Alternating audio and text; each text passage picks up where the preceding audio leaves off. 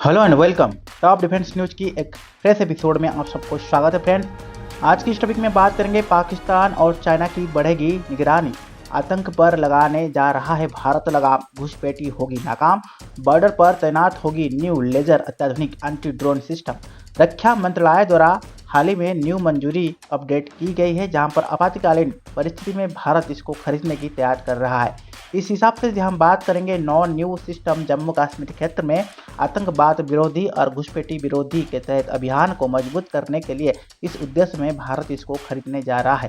हाल ही में कुछ दर्दनाक खबरें आप लोगों को मिला होगा, जो आतंकवाद संगठन, जो टेररिज्म काफ़ी हद तक सक्रिय हो चुके हैं जम्मू कश्मीर में, उसके ऊपर कहीं ना कहीं भारत आने वाला दिन में सही एक्शन लेने के लिए प्रस्तुति शुरू कर चुका है। पाकिस्तान और चाइना सीमा पर निगरानी बढ़ाते हुए ये भारत ने कहा है कि आने वाला दिन में हम इसके ऊपर तैयार कर रहे हैं।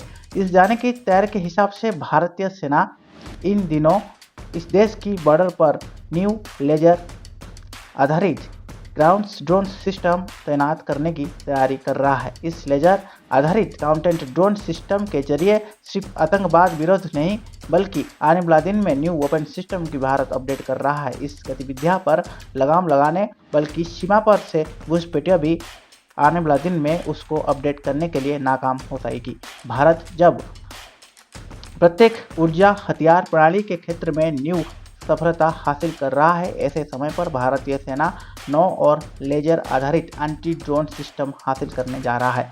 इसे खरीदने के बाद आपातकालीन खरीद और अत्याधुनिक के तहत पर काम शुरू हो जाएगा। भारतीय सेना पहले ही रक्षा अनुसंधान एवं विकास संगठन DRDO द्वारा विकसित, यदि हम बात करेंगे 7 एंटी ग्रेनेड ड्रोन और डेक्सस एंटी हथियार सिस्टम को आने वाले दिन में अपडेट किया है, और इस हिसाब से इंटरसेप्शन सिस्टम को भी शामिल कर रहा है। डिफेंस रिसर्च डेवलपमेंट ऑर्गेनाइजेशन के तरफ से न्यू अपडेट भी भारत अपडेट कर रहा है।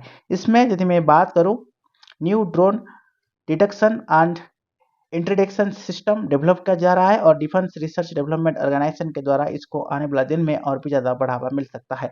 रक्षा अधिकरण के तहत यदि हम इसके ऊपर बात करेंगे, रक्षा मंत्रालय द्वारा हाल ही में मंजूरी की गई इस आपातकालीन परिस्थिति में इसे खरीदने के लिए न्यू सिस्टम जम्मू कश्मीर के क्षेत्र में आतंकवादी गतिविधि को रोकने के लिए आने वाले दिन में भारत इसके ऊपर काम कर रहा है।